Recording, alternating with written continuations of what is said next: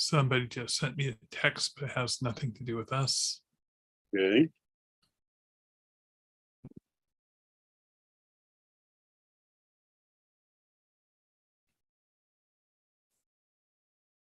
And we are live. Once again, I want to thank everybody for attending Epic Sketch Time. Epic Sketch Time is an online drawing group. We've been meeting for years. Currently, we're meeting Tuesdays at 4:30. My apologies. So you can sign up either via going to Eventbrite and signing up for the link there, or you can send me an email link. I'll put you on a personal email list that I send out to everybody. You can also go into YouTube, look for past sessions of the show and look in the doobly-doo and click on the link there to add yourself to email list. You can also go to our Facebook page, and I believe we have a posting there where you can find your link. But you know, Facebook's always changing. I live in Tacoma, Washington. I'm a freelance illustrator. I've been working full-time as that since 1985. I was even doing freelance work before then when I was 12 and 13. I used to do murals and had a business license, everything. So I've been at this for quite a long time. In order of appearance, Bill, you're up next. I am Bill Morse. I'm a freelance illustrator in Seattle, Washington. And I also do a webcomic called Rhapsodies, which I will be working on today. Katie, you're up next.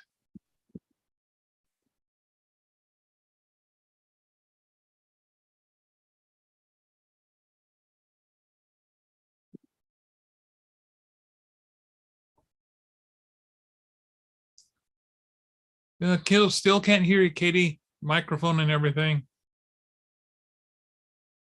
Okay, just giving us a thumbs up. Okay, Katie's not going to worry about the microphone today. Katie's a regular here on Epic Sketch Time if you watch past episodes. And she usually works on her art this week. I'm working on a movie poster right now for The Wicker Man. Oh. So I'm going to do a quick showing off on what I'm doing. Yeah, last we saw it was pretty much just the thumbnails and the head. When you're doing an illustration that's mainly sticks, it takes a little longer. So I'll, first of all, I'm going to prep my image so I can at least show it off.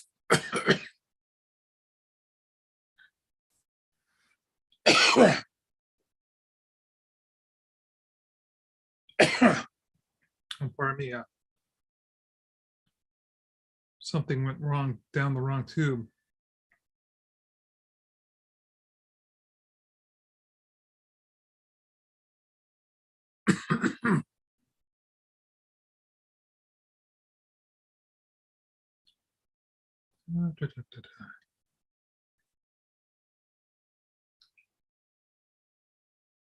Bill, have you learned how to move layers from one full file to another file inside Procreate?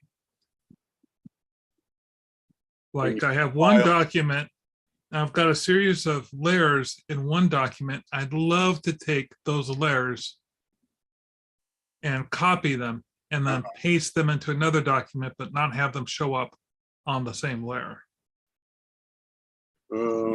Best I can think of at the moment is doing it one at a time.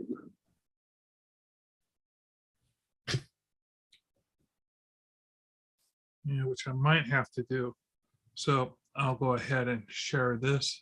I'll turn on screen sharing.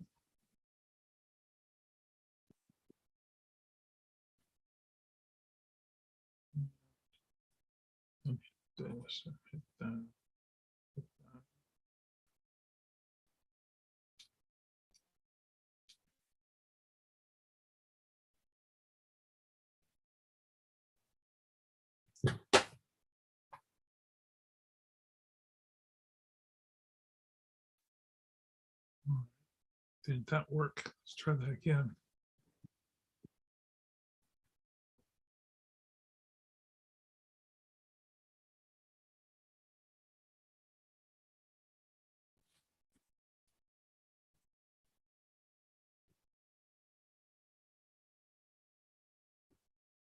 There we go. That worked.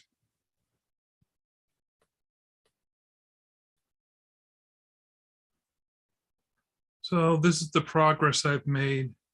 I'm still going to be adding in flames, like on my sketch, coming off of it. And the face is done in a different file. I'll copy and move that face over when I have a chance. And all this work, and I'm still a little unsure about how I'm going to work it in, whether or not the body is worth all this effort or not. Anyway, that's what I'm up to. I'll stop sharing.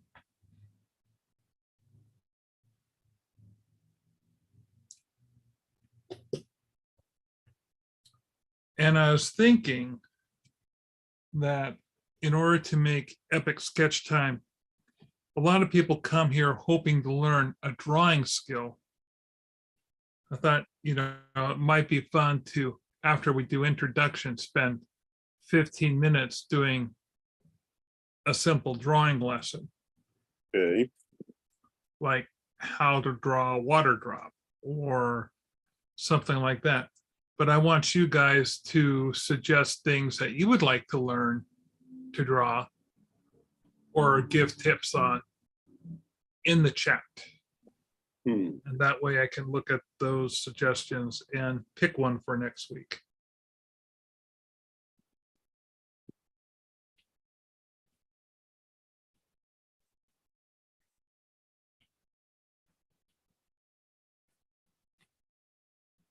Finally got around to watching some movies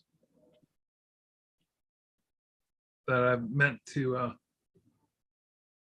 watch.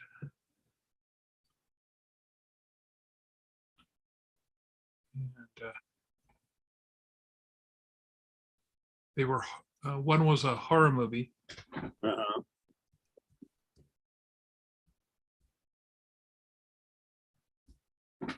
I want to watch Bird Box Barcelona next. And while I did watch Bird Box a while ago, that's not the one I'm thinking of. I'm trying. The one I just watched was Evil Dead Rise. Is that the remake that came out recently, or? It's not so much a remake as it is by both Bruce Campbell and Sam Raimi were producers behind it, but it's a different section of the franchise using characters we've never seen before. But there are such elements that are remaining consistent. There is a book, it's found, it's read from, and very, very, very bad things happen afterwards. And there are tropes that are unique to the Evil Dead franchise that were popping up. But rather than go kind of larkish, like they have in the past, where it's almost funny or so over the top it's funny, they just decided to go, full on horror. And if they went over the top, it was with gru and gore just because it was scary. And I don't even want to spoil it for anybody listening to this. And there are homages to other horror movies as well. So I give it a 10. I absolutely loved it. I just had so much fun. It was everything I wanted from an Evil Dead movie.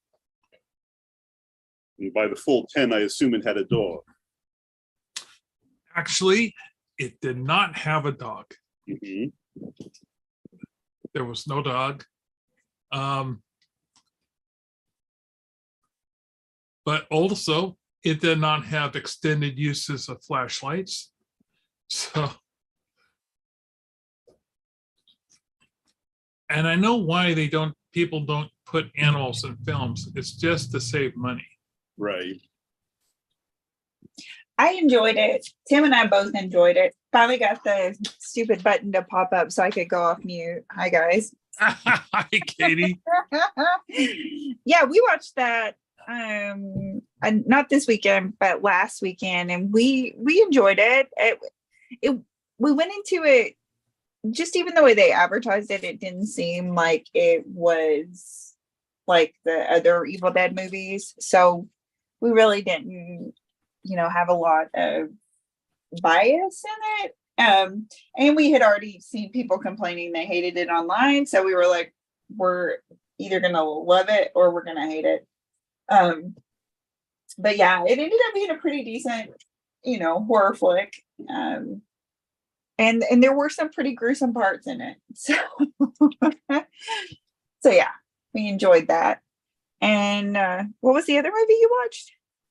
Oh, Bird Box. I'm just gonna pass on that. One Bird Box movie was enough for me. Oh, I want to see Bird Box Barcelona. Two Bird Boxes aren't enough for you. No, one Bird Box was enough for me. I'm good. I'm good. Here's to say I haven't heard of either of them.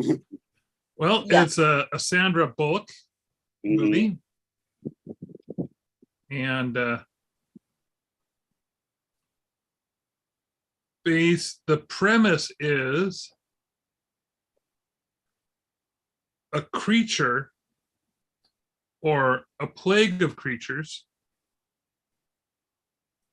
If you see them, and everybody sees something different, most people kill themselves as quickly as they can. Some other people, instead of killing themselves, they become psychotic in their efforts to have other people look and see the creatures so that they will experience the viewing and most likely kill themselves.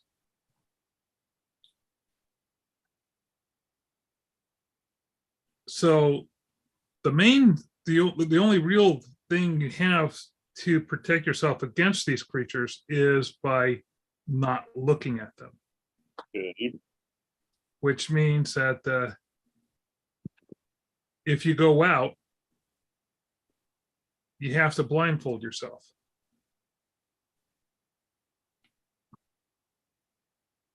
And I think it's not giving too much away to say that the reason they call it Bird Box is birds can sense when they're nearby.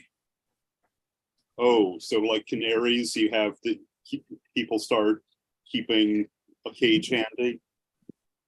But rather than a cage, because you don't want them to see that there are birds nearby, and because you also want to be quiet.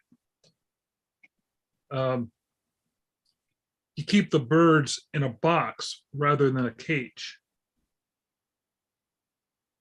And that's the term bird box. But yeah,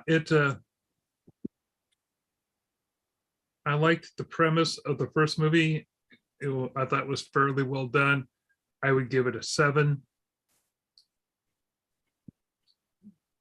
Had a kind of Seven Little Indian feel to it. It reminded me about this other film I saw. I'm trying to remember the name of it. Maybe you've seen this film, Katie. It was done in, it's a foreign film in which people, the moment they step outside, they fall dead. They become deathly agoraphobic. Their body seizes up, blood runs from their nose and they kill over. So people can't go out. Suddenly overnight, people can't go outside. I'm not sure if I've seen that one. Yeah, I like the premise of that one. I'm trying to remember what it was called. And Bird Box kind of reminded me of it.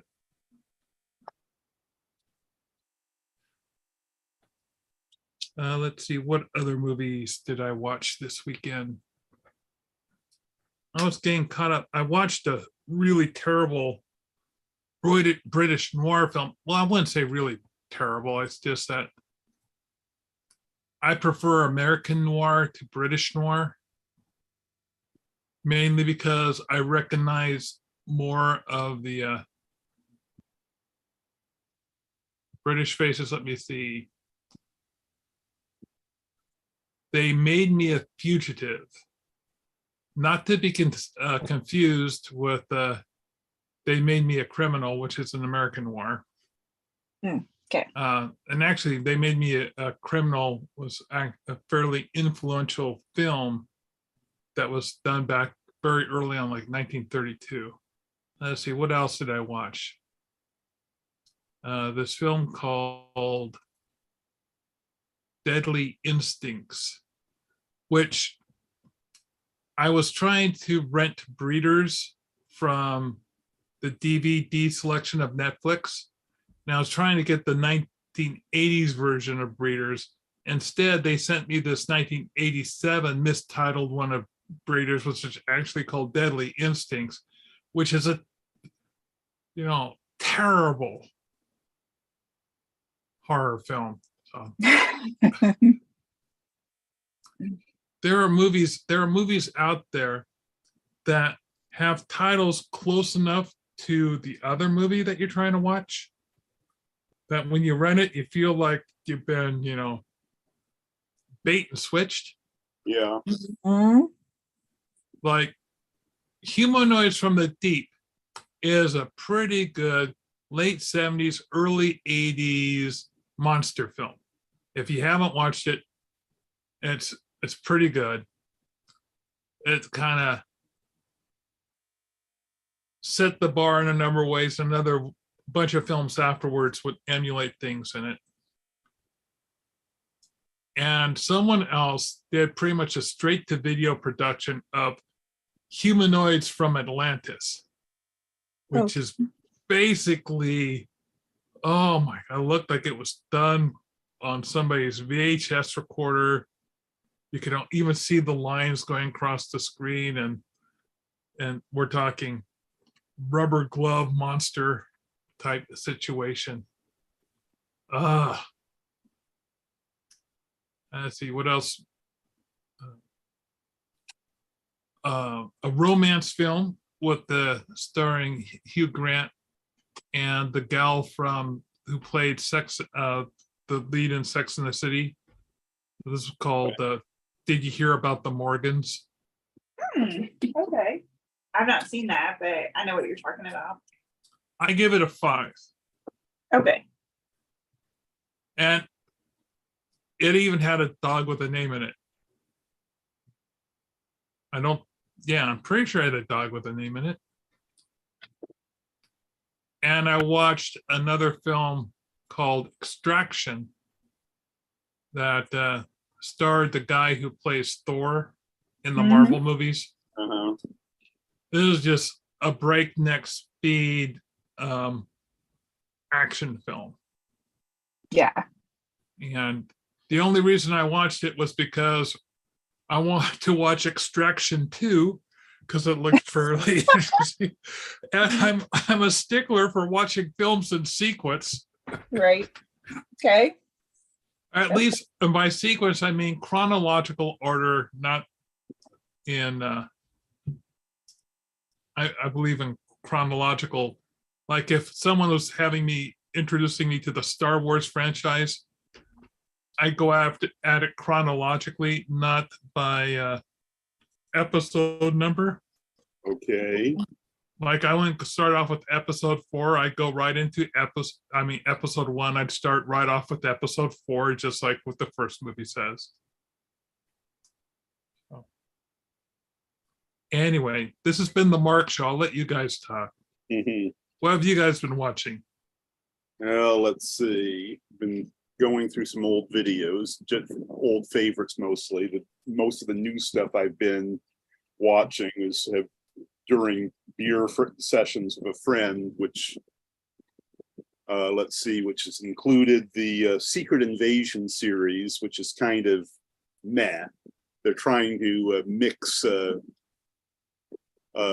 Jean Le Carre style spy fiction with science fiction alien invasion, and it doesn't quite work. And then Secret Invasion? yes, That's the name of it? Secret Invasion? Is it an episode thing or? Okay. and this week was episode 4. And as far as the Marvel shows go, it's kind of meh. Oh, this is the Marvel Secret Invasion with the Skrulls. Scrolls, yes. Skrulls, okay.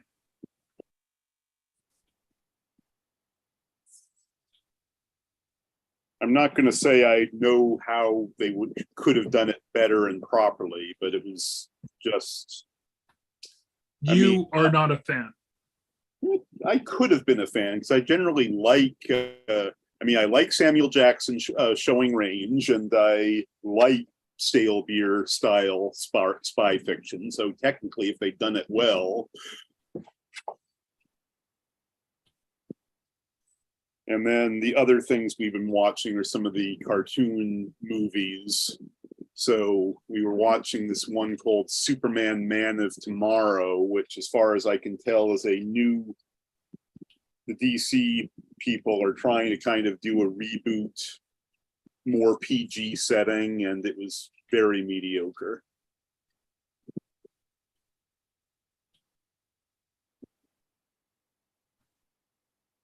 And let's see, and I don't know if I already gone about that. The week before that, we saw Nimona, which was very good. Oh yeah, I watched Monona too. That's another one I have to. I enjoyed that a great deal. It was a little different from the web comic, but that's perfectly fine.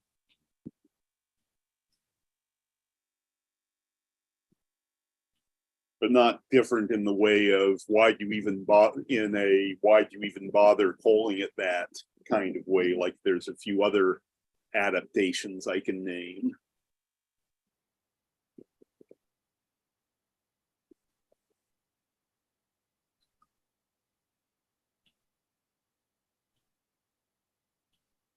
And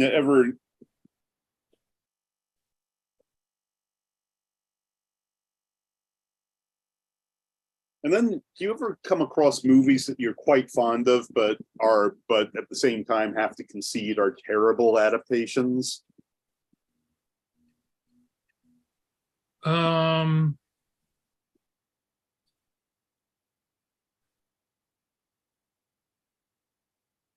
trying to think.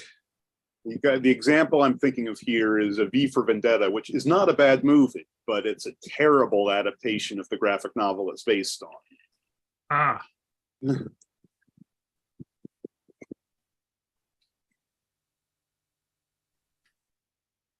Yeah, I think that I enjoyed V is for Vendetta, but it's probably because I didn't read the graphic novel. Mm-hmm. I read the graphic novel afterwards. Gotcha. Yeah.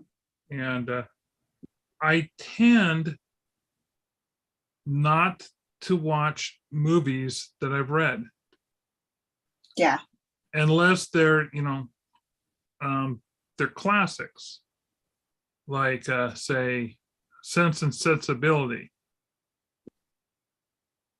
Or Oliver Twist. In which case, everybody's going to be doing these films sooner or later. Right. And certainly there are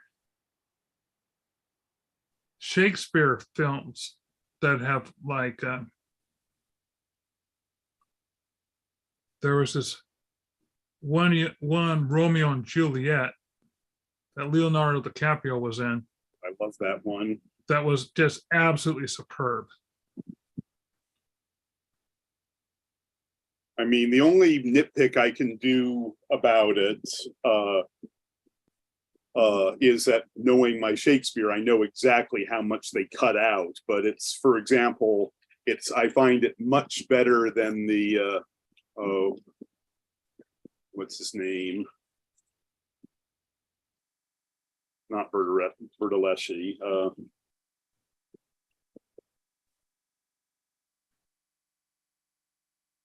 The one from 75, which was very good, which was considered a very good adaptation at the time. But even though that one is doing super accurate adaptation of the Renaissance setting, I think even with the sort of modern day alternate history thing they're doing in the DiCaprio Buzz Luhrmann version, I like that one much better.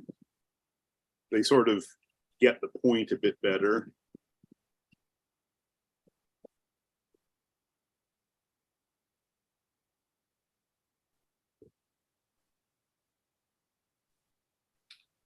But a bad adaptation, is there one that you were going to use as a reference that you kind of go, oh man, I couldn't stand this? Oh, my point was good movies that are bad adaptations, and the V for Vendetta was my example. Ah, okay.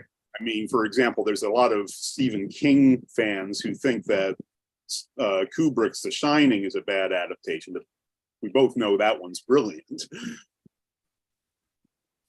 There have been, okay, if Stephen King's Sleepwalkers, Mhm. that movie was atrocious. Yes. It was so bad it was good. Yeah, it's so bad. It's a good one. That is that kind. Yeah, that's that movie. It's so bad. It's yeah. And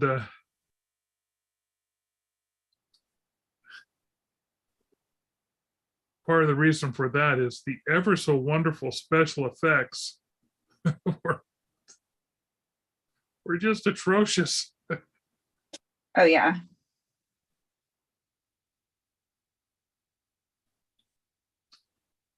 And let's see. Oh, I watched this is an adaptation movie, but I watched Joe Bob this weekend and we saw Alligator. I don't know if anyone's seen that movie.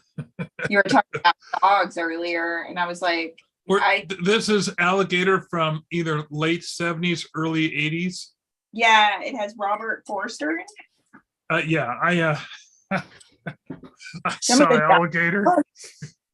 Some of the dialogue is just I mean, I could put up with everything in that movie, except for whatever reason, the screenwriter and the director wanted to use a lot of graphic depiction of dogs being tortured and eaten by the alligator, and then also injured by humans. And so, like, other than that, the movie was okay, but I don't like animals. I don't watch horror where animals are injured. Like, that's not I can't stomach it. Like, animals should never be harmed. So it's like I can't watch horror that has injury to animals in it. But other than that, it wasn't the worst movie we've ever watched on Joe Bob. I'm trying to remember. Was that the same movie where a kid jumps off a swimming board, a little kid? Just random, gratuitously violent child death. Where the alligator just eats this kid. It doesn't do anything to the plot. Nobody investigates if this kid got eaten. Nothing. Right, the kid just jumps into the waiting jaws. Yeah, that was that movie. Yes. Because I was about to say, if I remember correctly, they were pushing a lot of buttons in that film. Yes. waiting to see just how far they could take it. And for that reason, at the time, the horror fans were going nuts because it was going places where no other movie had gone before. Yeah, I think that's the only reason they did it the way they did, is that they were trying to push the level, because that's something that's also taboo. Those are just two taboo things now. Like, you just don't really put that in movies. Like, animals being mutilated, whether it's fake or real, you just don't do it. And then Kids the being eaten. kids being eaten or kids being injured or killed in horror movies. We just don't. There's so many other horrible things you can do in a horror movie. Why would you? Oh, but I think it's a good thing to do. Like, the Tarot did it in a horror movie he made called Mimic. Oh, yeah. Remember, those kids didn't make it out alive. That is true. And I think that was kind of at the time that threw me. I'm kind of, oh, Jesus.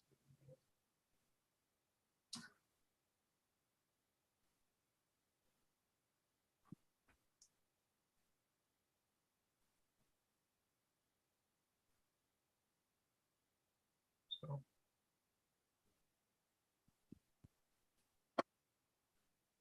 One of my friends made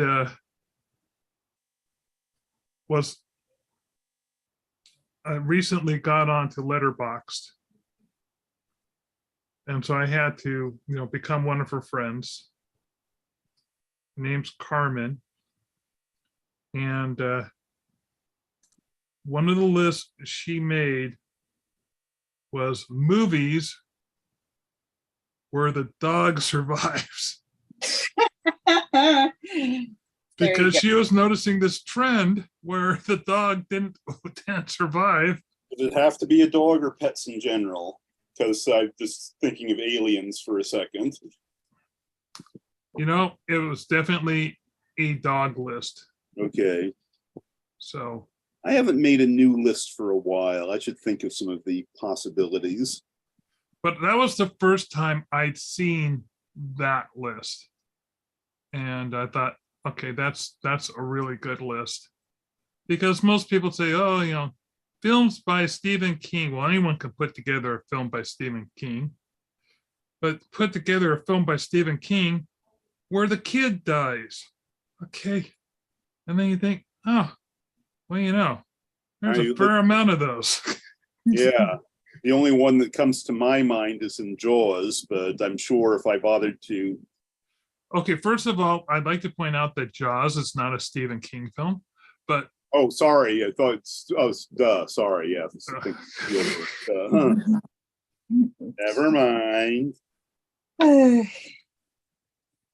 But no, let's talk about movies where the kid dies. A gruesome and horrible death. Oh, man. Because that's the topic we want to get on. Well, Children of the Corn, for Stephen King is, like we were just saying, he doesn't shy away from child death. I mean, Pet Sematary. Actually, it's more like, is it Pet Sematary 2? No, it's Pet Sematary. Pet Sematary, though there was a Pet Sematary 2, and I'm trying to remember if a kid dies in that one or not. The remake of The Blob. Yeah. As a King film? Is it The Fog? Which one is the one where they're in the grocery store and they're trapped and at the end? The Mist, another Stephen King film. There's some kids that die in that one. Let me see. Oh, there's a horrible movie called Carnosaur. Lord. Okay. That was like a Jurassic Park ripoff. And there's this almost famous scene of this kid buying the farm in Carnosaur. It's so over the top that it made the top 10 most gruesome deaths on movies.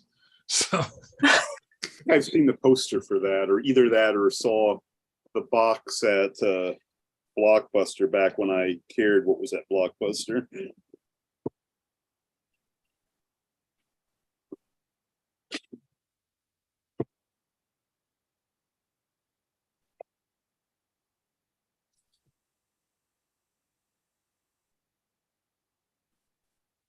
so not only did I decide to do this movie, this poster with a bunch of sticks, I decided, I should weave all these sticks back and forth.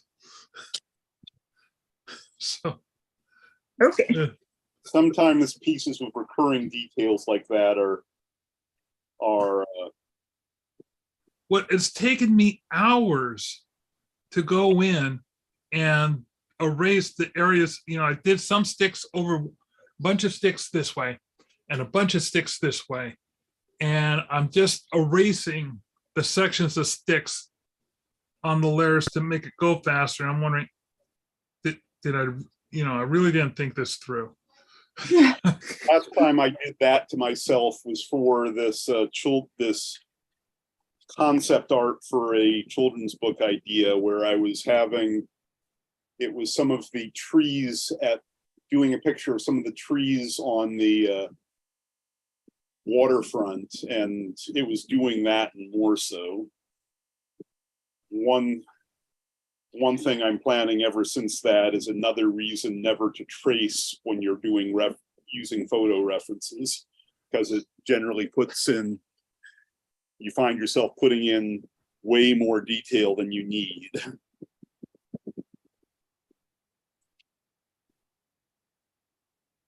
On the other note, it sort of like makes me feel for any comic artist who gets the Fantastic Four gig. Doing all of the rocks on the thing is tedious as heck.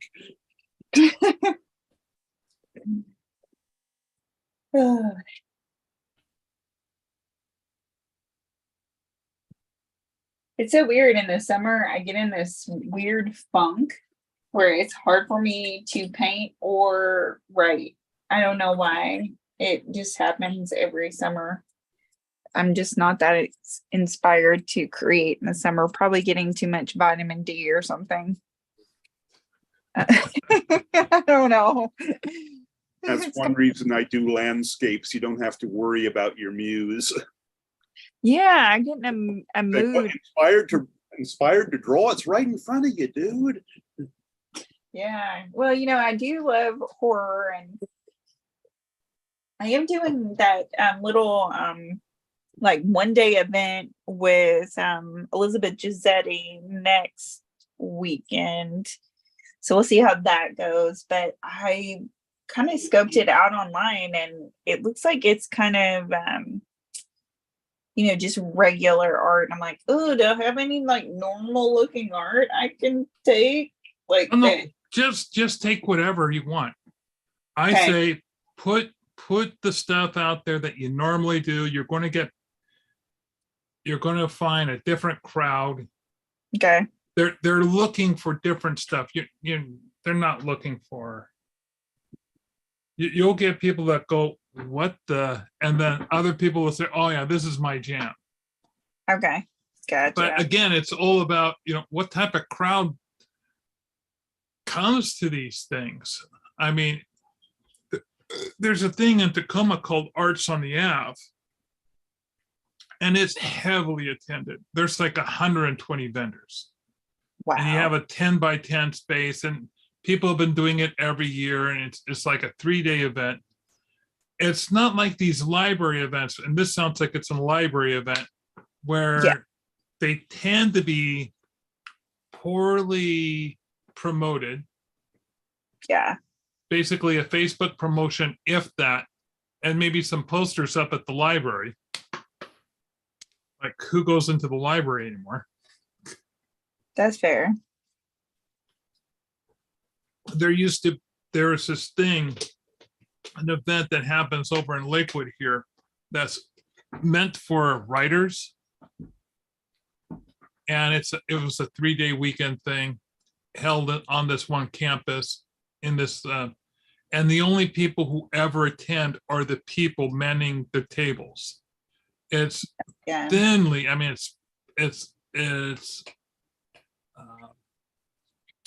what's the word I'm looking for? Tumbleweeds.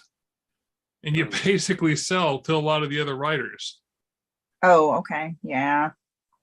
And they do show some free movies on the side as well. So people come in to watch the free movies. And then they come over and check out the books some of the time. And I did that one year, but I haven't been back. But they also do an art show. And it's very inexpensive to go into that. It's free to submit your work, but there's some good cash prizes to be had at the art show. And you don't have to hang out there through the duration to be part of the art. And so I highly recommend anyone, because I don't think they limit the art to just, I'll have to double check to see if they only do local artists. But they might.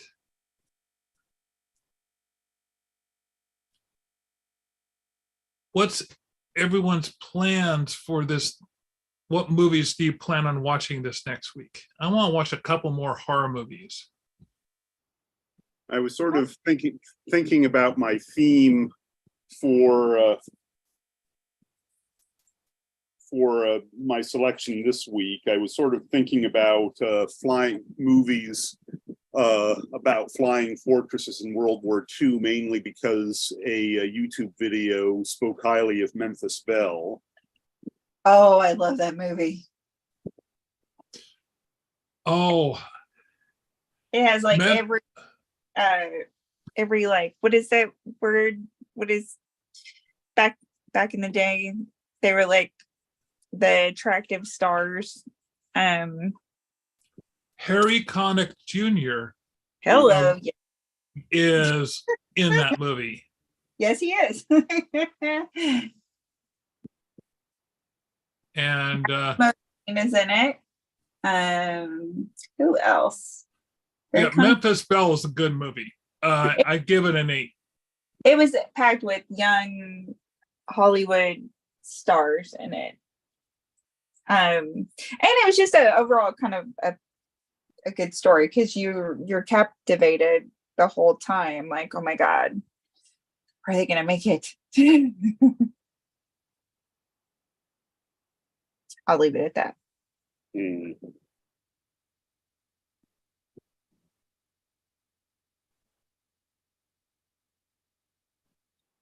Yeah, I don't know. We've been watching Joe Bob on Friday nights, and then we tend to watch a lot of series. And then Tim will say, "Let's watch a movie," and I'll say, "Okay." Yeah, my wife and I tend to watch anime. I said, "Hey, let's watch Nimona this week. It's an animation film." She was okay, and she was actually okay, pleased with it. It wasn't lately. Whenever we pick the movie, it's been kind of a dud. Oh man, that seems. Yeah, we've been. Yeah, I tend to just watch whatever my husband tells me I'm watching, just because I don't care.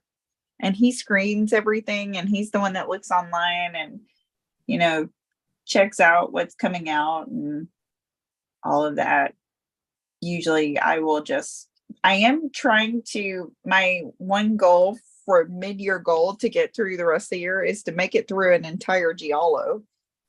Before the end of the year, make it through the whole thing. Yeah, possibly. I think Bill would have a hard time making it through a Giallo. Giallos are triggering films, let me tell you. Italian splatter films, correct? Yes. Yeah. Okay. They usually, involve a detective, and if not a detective, somebody who is just in general solving a mystery. And and so the funny thing was, like, I'm working on a book, but it's a book that has been in the making for many, many years. And it's like I made one of my goals to finish it. And so then now my brain, my creative brain, that's also probably got a little attention deficit in there, is like, yeah, no, we're going to do every other great idea that you're going to come up with right now. And we're not going to focus on the storyline at all. And so I started goofing off in Canva and started making book covers for Giallos. And then I told Tim, I said, hey, let's do this. I'll make a book cover. And then I will give you like the setting, the main characters. You start the book and you do one chapter, and then I'll do another chapter. And then you do a chapter and I'll do a chapter. But we don't ever talk about it. Like, we don't ever talk about the characters. We don't talk about the plot. And I was like, and then we'll write about 45 to 50,000 words. And then we'll have successfully written a Giallo book. And we have to over describe everything. But there doesn't really have to be a plot. It doesn't have to make sense. That's how I describe Giallos. Because they are just the very interesting. So I was trying to watch Deep Red, which is a pretty well known Argento film, and it's kind of like he's starting to transition from, you know, the murder slasher to more supernatural, which is what he started to mostly do in the 80s and 90s. And so I was watching that and I just couldn't get through it. And so we turned it off. But I am going to make it through one of them. Now I have watched all of Suspiria, and I've watched, so that's not true. I guess I have. Yeah. I wouldn't call Suspiria a Giallo. Where, by the way, the dog doesn't make it. I know. Okay. Was that the trigger for you? Yeah. Well, and then there's the one with Jennifer Connelly what is that, Phenomena? Is that the name of that one? Yes. And then but I tend to not think of those as Giallos as much as the others.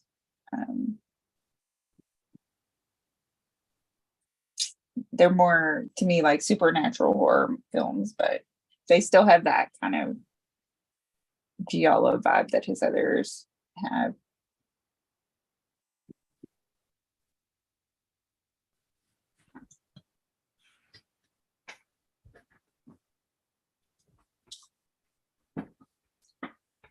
What I really enjoy is a good monster film.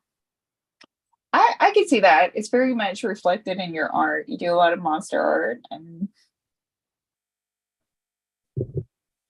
So I do enjoy movies about robots, and there's a couple coming up.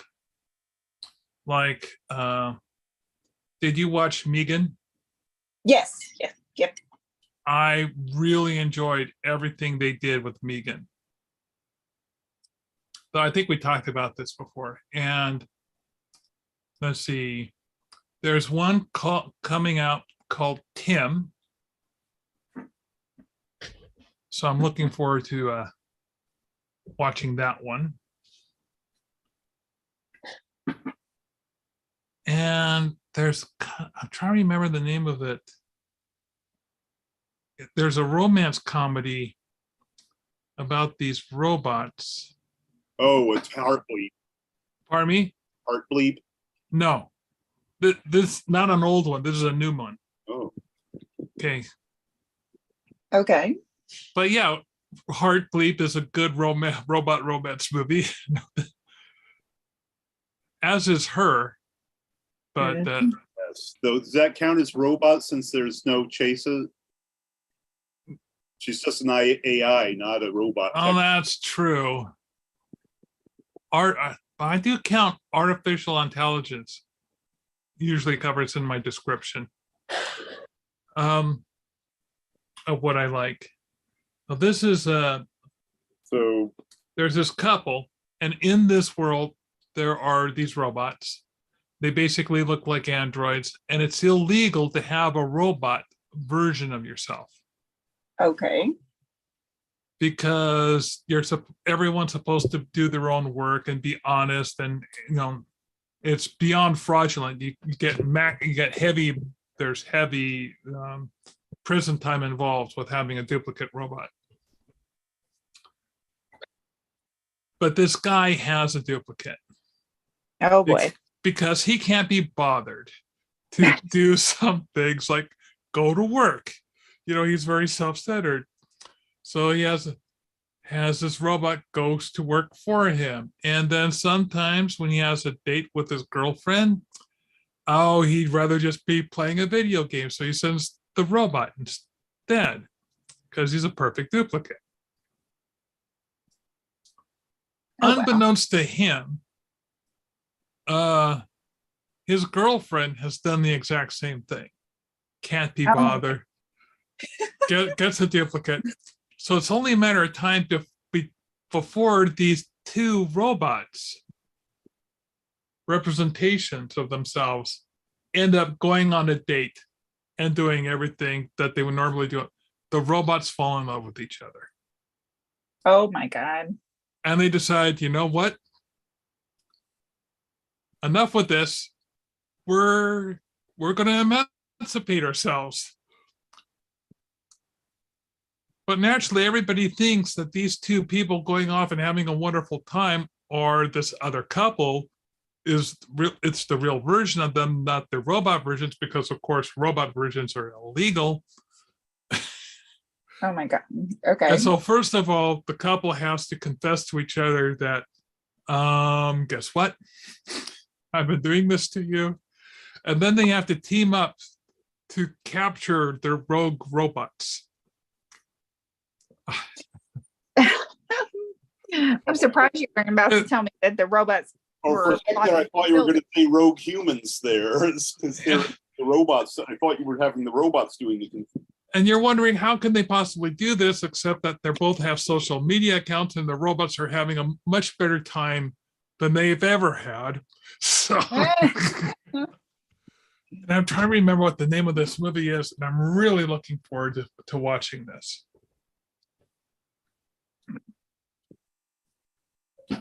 And there was a robot film I watched a couple years back about this third story man, a guy who used to be a thief, and he's starting to have Alzheimer's. Oh, I know of I know of it. I don't know anything about it. And so his daughter and son get this robot to help look after him. And at first he's very against the robot, but then he figures out that he can use the robot to pull off what might be his final heist. Well, and I'm trying to remember what this thing is called. Joe and the robot, not Henry and the robot, something in the robot.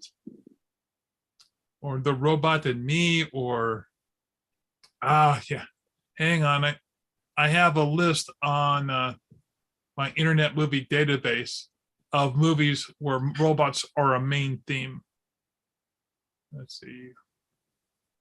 And I take it, I'm sure you've already seen Chappie. How was that? Oh, I saw Chappie. Yeah, Chappie's an excellent film.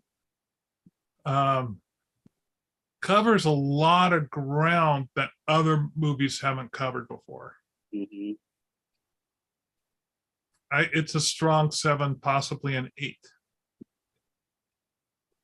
Though I give almost any robot movie a strong 7, possibly an 8. But I do like Chappie quite a bit. So let me go to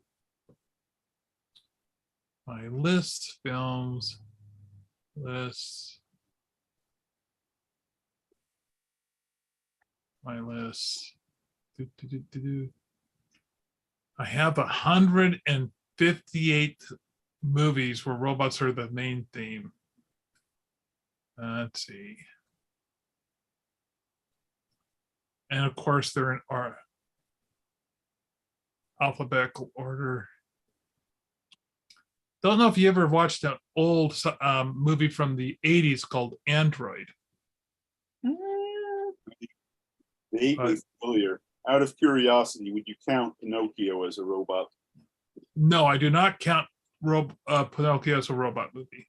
Okay. Just checking. Let's see.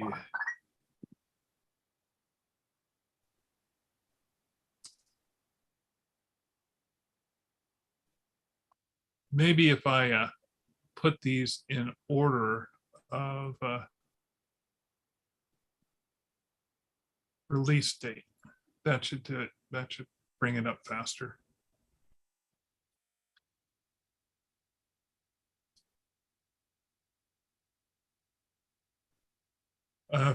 Acute animation is Ron's Gone Wrong.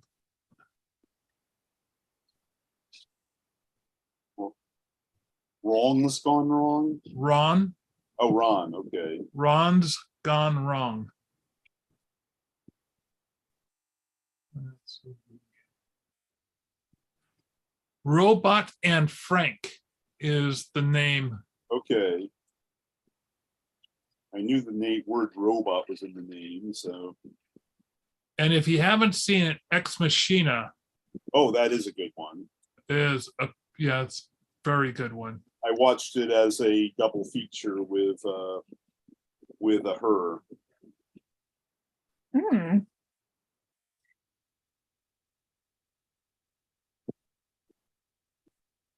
And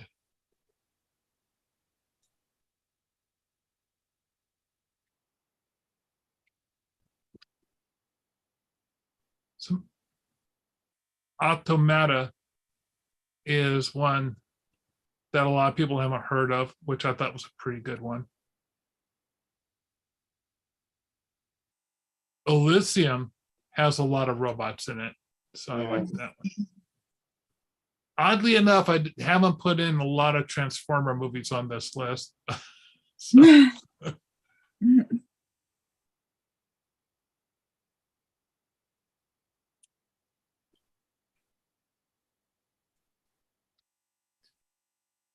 I thought the robot in Moon was a really good robot.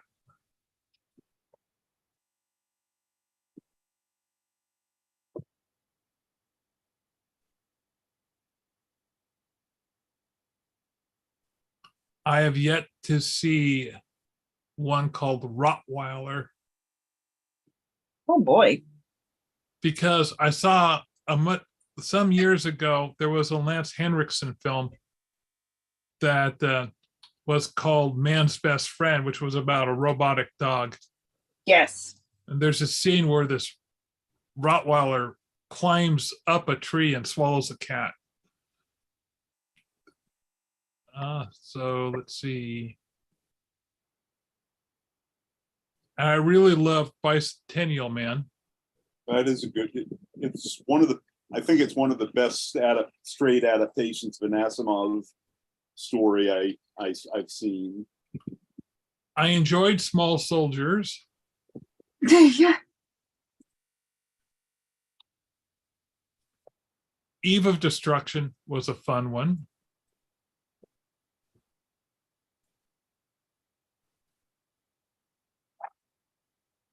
Now we're getting into much older films.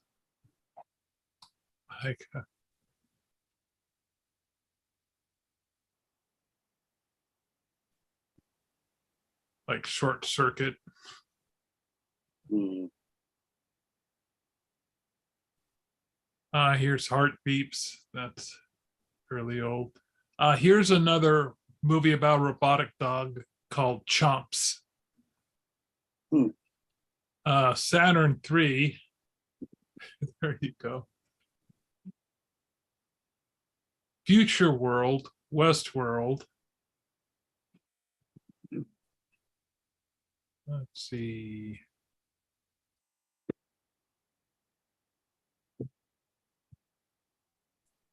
I really like the robots in THX 1138.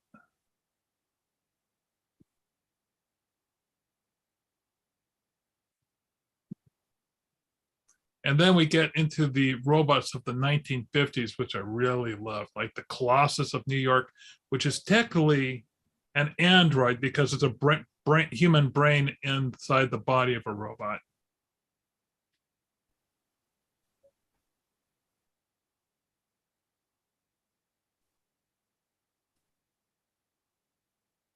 Though I do count, I might have to rethink my position on Pinocchio because I do count the Tin Woodsman as a robot. Okay. Because I mean, yeah, getting in, one could argue that until it gets to the head, one could argue that the Tin Woodman is a cyborg. Well, if you've That's read the stories, I have, that's why I'm saying that.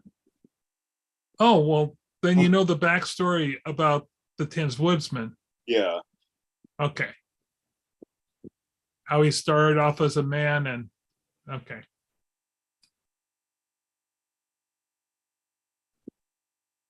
so There's this very seldom seen film called The Twonky. I know of that one. I don't know anything about it. Oh, I guess I'll have to say for next week, because guess what, folks? It's 5:30. We wasted yet another hour drawing and painting.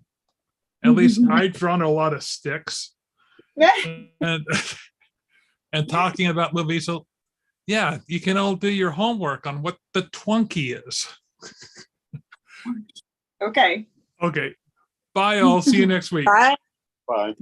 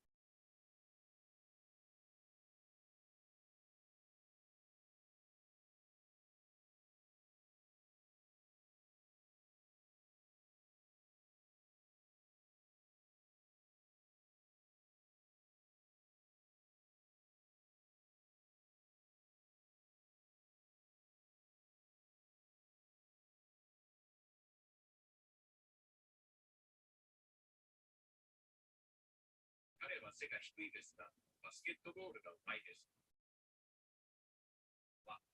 彼は背が低いですが、バスケットボールがうまいです。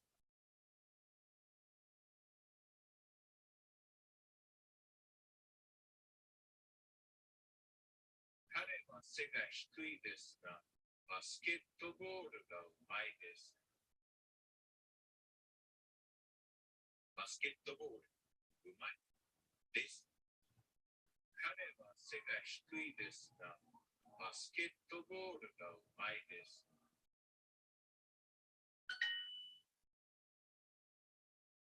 球がうまいですか？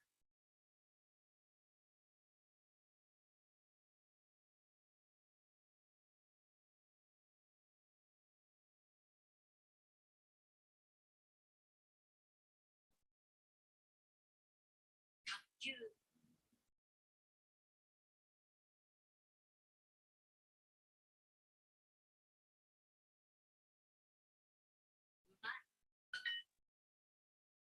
オリンピックを楽しみにしているの？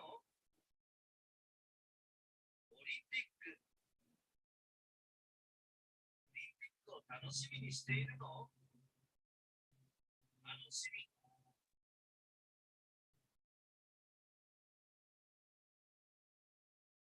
オリンピックを楽しみにしているの？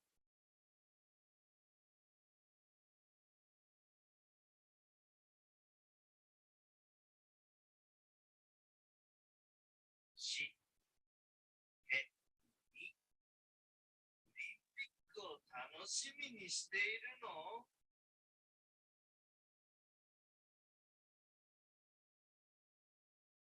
オリンピックを楽しみにしているの？に。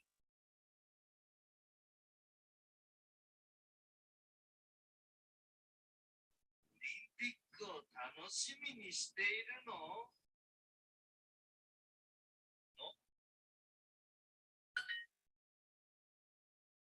オリンピックに出ます。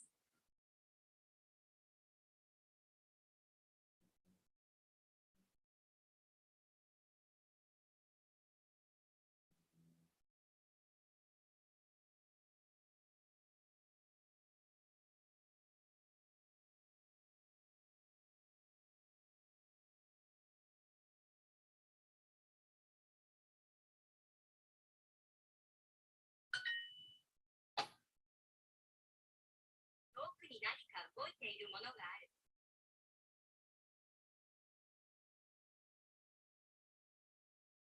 遠くに何か動いているものがある。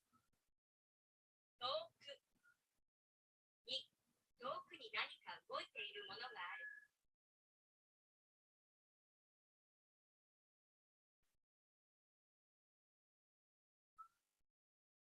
遠くに何か動いているものがある。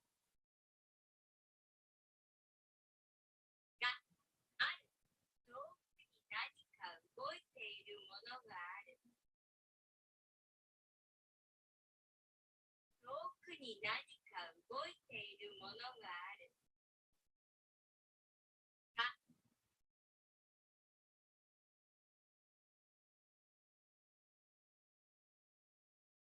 が、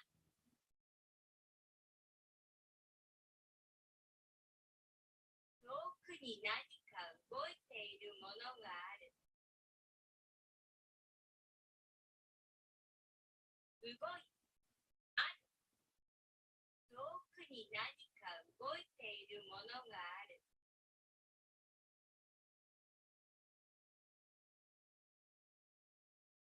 遠くに何か動いているものがある。いる。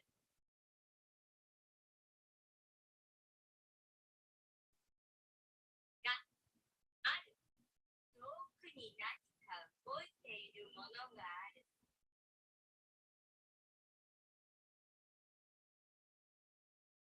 もの。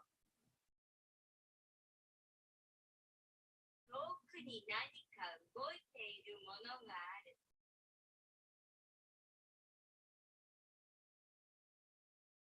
遠くに何か動いているものがある。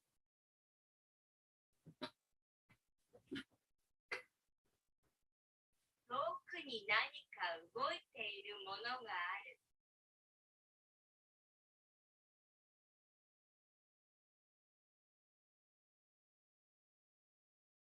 遠くに何か動いているものがある。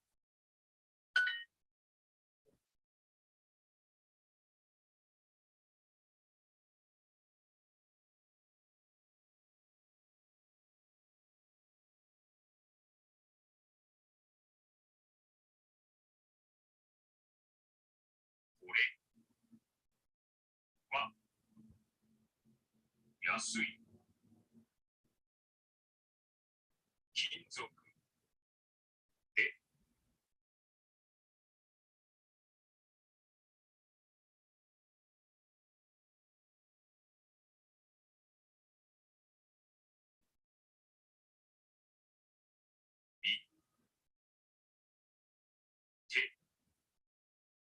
でき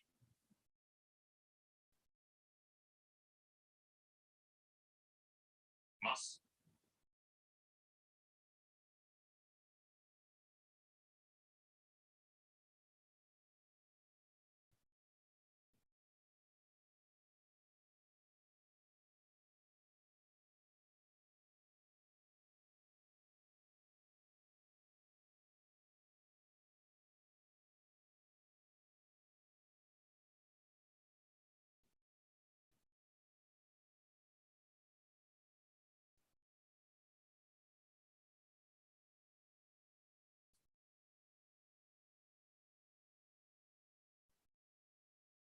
手、い、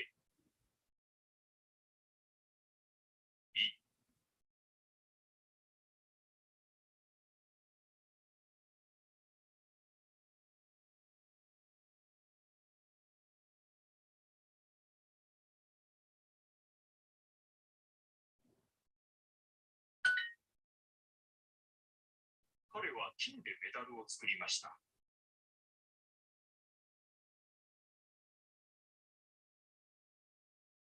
作りました。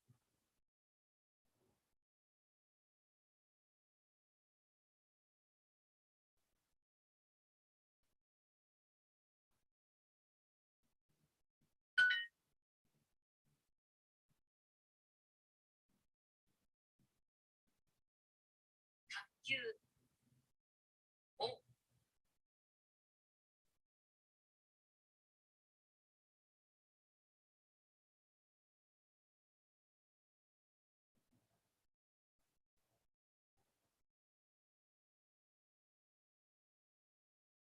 ましょうか。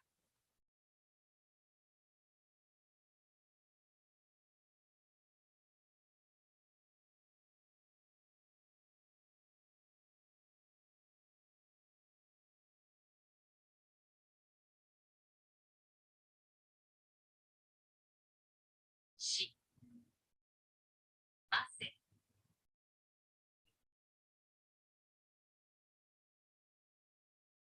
ましょうか。か。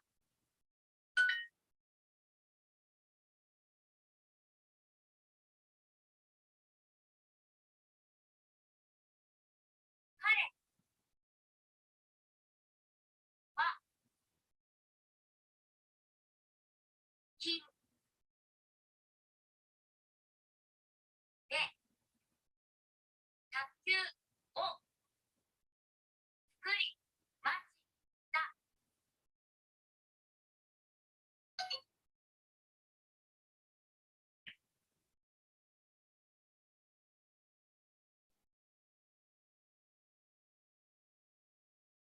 卓球をしませんか。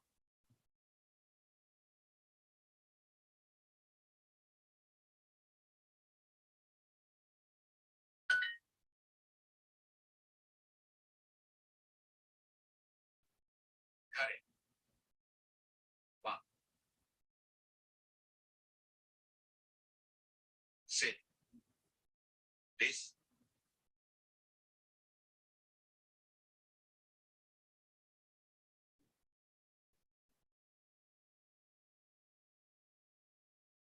あ、低い。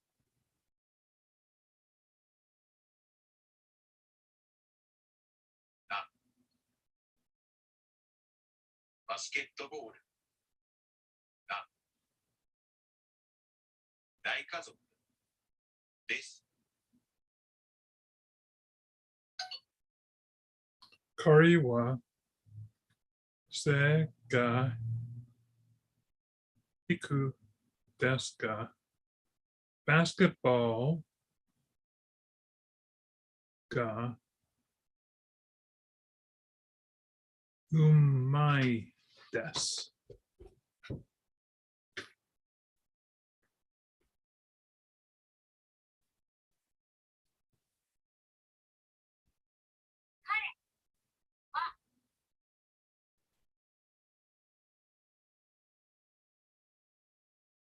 King でメダルを作りました。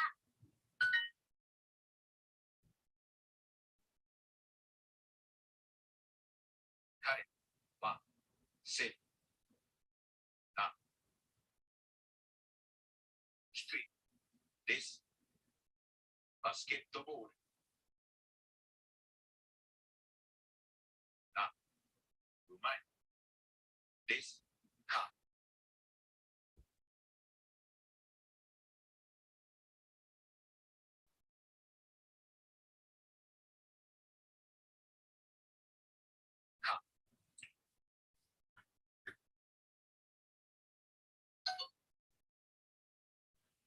Kari wa se ga iku. uh,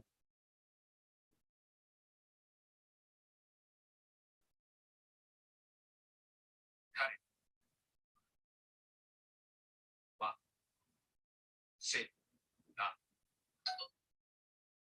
No, no. 彼は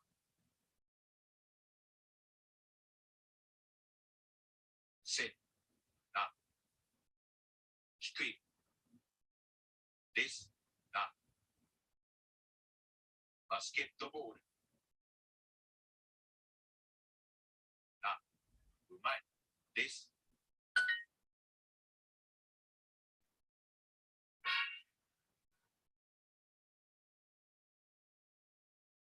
Get more with Super Dual.